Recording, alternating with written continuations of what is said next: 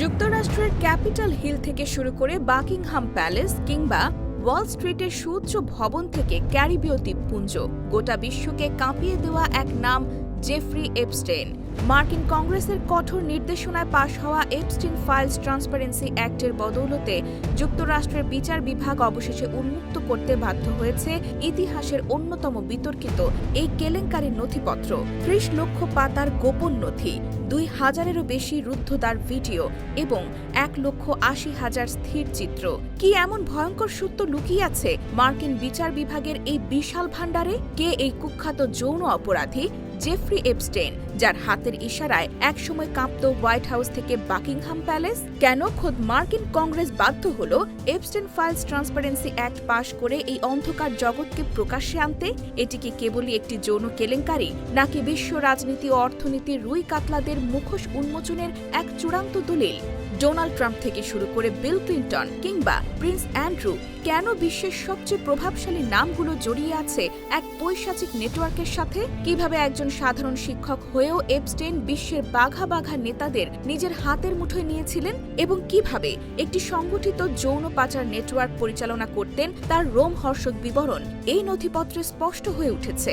Jeffrey এপস্টেইনের জীবনের শুরুটা ছিল নিতান্তই সাধারণ, যা তার পরবর্তী জীবনের বিত্ত বৈভবের সঙ্গে কোনোভাবেই মেলে না। ১৯৭০-এর দশকের মাঝামাঝি সময়ে নিউ ইয়র্কের ডাল্টন স্কুলে তিনি গণিত ও পদার্থবিজ্ঞানের শিক্ষক হিসেবে কর্মজীবন শুরু করেন। বিস্ময়কর তথ্য হল, শিক্ষকতা করলেও তার কোনো বিশ্ববিদ্যালয় স্নাতক ডিগ্রি ছিল না।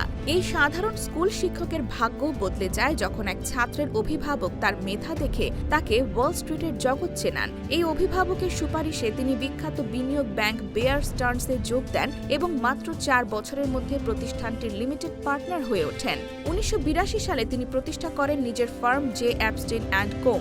তার এই প্রতিষ্ঠানের নিয়ম ছিল অদ্ভুত এবং এক্সক্লুসিভ। তিনি কেবল তাদেরই অর্থ ব্যবস্থাপনা করতেন যাদের সম্পদের পরিমাণ $1 বিলিয়ন বা তার বেশি। খুব অল্প সময়ের মধ্যে এপস্টেইন নিউ ইয়র্কের ম্যানহাটনে সবচেয়ে বড় ব্যক্তিগত বাসভবন, ফ্লোরিডায় পাম বিচে প্রাসাদ, নিউ মেক্সিকোতে বিশাল র্যাঞ্চ এবং ভার্জিন আইল্যান্ডে লিটল সেন্ট জেমস নামক একটি ব্যক্তিগত দ্বীপের মালিক হন। অর্থের পাহাড় গড়ার পাশাপাশি তিনি নিজের চারপাশে তৈরি করেন এক কঠিন সুরক্ষা বলয়, যার ভিত্তি ছিল বিশ্বের সবচেয়ে ক্ষমতাধর ব্যক্তিদের সঙ্গে বন্ধুত্ব। ২০০২ সালে নিউ ইয়র্ক ম্যাগাজিনকে দেওয়া এক সাক্ষাৎকারে তৎকালীন রিয়েল এস্টেট টাইকুন এবং পরবর্তী মার্কিন প্রেসিডেন্ট ডোনাল্ড ট্রাম্প বলেছিলেন তিনি জেফ্রিকে ১৫ বছর ধরে চেনেন এবং তাকে একজন দারুণ মানুষ হিসেবে আখ্যা দেন। ট্রাম্প আরও উল্লেখ করেছিলেন যে জেফ সুন্দরী নারীদের সঙ্গ পছন্দ করেন এবং তাদের অনেকেই বয়সে তরুণী। সাবেক মার্কিন প্রেসিডেন্ট বিল ক্লিন্টন, মাইক্রোসফটের প্রতিষ্ঠাতা বিল গেটস, এমনকি ব্রিটিশ রাজ পরিবারের প্রিন্স অ্যান্ড্রুর মতো ব্যক্তিত্বরা তার ঘনিষ্ঠ বৃত্তের অংশ ছিলেন। এপস্টেইনের ব্যক্তিগত বিমান, যা লোকমুখে লোলিটা এক্সপ্রেস নামে পরিচিত ছিল, তাতে চড়ে এই প্রভাবশালী ব্যক্তিরা তার ব্যক্তিগত দ্বীপে যাতায়াত করতেন বলে অভিযোগ রয়েছে। এই চাকচিক্যময় জীবনের আড়ালে এপস্টেইন পরিচালনা করছিলেন এক পৈশাচিক নেটওয়ার্ক। ২০০৫ সালে ফ্লোরিডার পাম বিচে পুলিশ প্রথমবার তার অপরাধ জগতের সন্ধান পায়। ১৪ বছর বয়সী এক কিশোরীর অভিভাবক অভিযোগ করেন এপস্টেইন তাদের মেয়েকে যৌন নিপীড়ন করেছেন। পুলিশি তদন্তে বেরিয়ে আসে এক ভয়াবহ চিত্র। পাম বিচ পুলিশের তৎকালীন প্রধান মাইকেল রাইটার দ্য মিয়ামি হেরাল্ডকে জানিয়েছিলেন এটি কোনো সাধারণ ঘটনা ছিল না। সেখানে একজন ভুক্তভোগী নয়, বরং প্রায় ৫০ জন কিশোরী একই ধরনের নির্যাতনের বর্ণনা দিয়েছিলেন। তদন্তে দেখা যায় এপস্টেইন এবং তার সহযোগীরা একটি পিরামিড স্কিম বা মাল্টি লেভেল মার্কেটিং পদ্ধতির মতো করে মেয়েদের সংগ্রহ করত। একজন ভুক্তভোগীকে টাকা দিয়ে বলা হতো অন্য কম বয়সী মেয়েদের নিয়ে আসতে। পুলিশ এপস্টেইনের বাড়িতে তল্লাশি চালিয়ে ঘরের বিভিন্ন স্থানে কম বয়সী মেয়েদের অসংখ্য আপত্তিকর ছবি এবং গোপন ভিডিও করার সরঞ্জাম উদ্ধার করে। এত সব অকাট্য প্রমাণ থাকার পরেও ২০০৮ সালে মার্কিন বিচার ব্যবস্থার ইতিহাসে অন্যতম কলঙ্কজনক একটি অধ্যায় রচিত হয়। তৎকালীন ফেডারেল প্রসিকিউটর আলেকজান্ডার অ্যাকোস্টা এপস্টেইনের সঙ্গে একটি গোপন সমঝোতা চুক্তিতে স্বাক্ষর করেন। মিয়ামি হেরাল্ড পরবর্তীতে এই চুক্তিকে শতাব্দীর সেরা চুক্তি বা ডিল অব দ্য সেঞ্চুরি হিসেবে অভিহিত করে। এই চুক্তির ফলে যাবজ্জীবন কারাদণ্ডের পরিবর্তে এপস্টেইনকে মাত্র ১৮ মাসের লঘুদণ্ড দেওয়া হয়। আরও বিস্ময়কর বিষয় হল, দণ্ডপ্রাপ্ত অবস্থায় তিনি সপ্তাহে ৬ দিন দৈনিক ১২ ঘণ্টা করে কারাগারের বাইরে নিজের অফিসে গিয়ে কাজ করার সুযোগ পান, যাকে ওয়ার্ক রিলিজ সুবিধা বলা হয়েছিল। এই চুক্তির মাধ্যমে FBI এর তদন্ত কার্যত বন্ধ করে দেওয়া হয় এবং এই কেলেঙ্কারির সঙ্গে জড়িত অন্য কোনো প্রভাবশালী ব্যক্তির নাম প্রকাশ হওয়া থেকে রক্ষা করা হয়।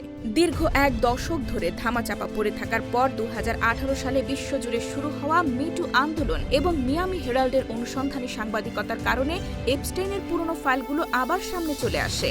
2019 সালের 6 জুলাই প্যারিস থেকে ব্যক্তিগত বিমানে ফেরার পথে নিউ ইয়র্ক বিমানবন্দরে FBI তাকে গ্রেফতার করে। এবার তার বিরুদ্ধে যৌন পাচার এবং ষড়যন্ত্রের গুরুতর ফেডারেল অভিযোগ আনা হয়। তার ম্যানহাটনের বাড়িতে তল্লাশি চালিয়ে তদন্তকারীরা বিপুল পরিমাণ পর্নোগ্রাফিক সিডি, হার্ড ড্রাইভ এবং হীরা জহরত উদ্ধার করেন। কিন্তু বিচারের মুখোমুখি হওয়ার আগেই 2019 সালের 10 আগস্ট নিউ ইয়র্কের মেট্রোপলিটন কারেকশনাল সেন্টারের সুরক্ষিত সেলে এপস্টেইনের মরদেহ পাওয়া যায়। কারা কর্তৃপক্ষ একে আত্মহত্যা বলে দাবি করলেও এই মৃত্যু নিয়ে জন্ম নেয় হাজারো সন্দেহ। মৃত্যুর কয়েক সপ্তাহ পর একজন ফরেনসিক প্যাথোলজিস্ট জানান এপস্টেইনের গলার একাধিক হাড় ভাঙা ছিল, যা সাধারণত শ্বাসরোধ করে হত্যার ক্ষেত্রে দেখা যায়। আরও রহস্যজনক ব্যাপার হলো মৃত্যুর রাতে তার সেলের সিসিটিভি ক্যামেরা কাজ করছিল না এবং ওই সময়ের ফুটেজ পরে আর পাওয়া যায়নি।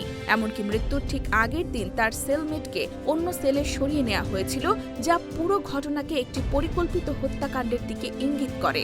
জনমনে ধারণা প্রবল হয় যে এপস্টেইনের ব্ল্যাক বুক বা গোপন ডায়েরিতে থাকা ক্ষমতাধর ব্যক্তিদের নাম গোপন রাখতেই তাকে সরিয়ে দেওয়া হয়েছে। প্রকাশিত নথিপত্র এবং তদন্তে এপস্টেইনের সহযোগী হিসেবে যার নাম সবচেয়ে বড় করে সামনে আসে তিনি হলেন ব্রিটিশ সোশ্যালাইট ঘিসলাইন ম্যাক্সওয়েল। আদালতের নথিতে বলা হয়েছে ম্যাক্সওয়েল ছিলেন এই জঘন্য কাজের প্রধান রিক্রুটার। তিনি স্কুল, কলেজ বা শপিং মল থেকে কম বয়সী মেয়েদের টার্গেট করতেন এবং তাদের বিশ্বাস অর্জন করে এপস্টেইনের কাছে নিয়ে আসতেন। ম্যাক্সওয়েলের বিরুদ্ধে অভিযোগ প্রমাণিত হওয়ায় আদালত তাকে 20 বছরের কারাদণ্ড দিয়েছিল। ম্যাক্সওয়েলের মাধ্যমেই এপস্টেইন সমাজের উঁচু স্তরের মানুষদের সঙ্গে যোগাযোগ রক্ষা করতেন।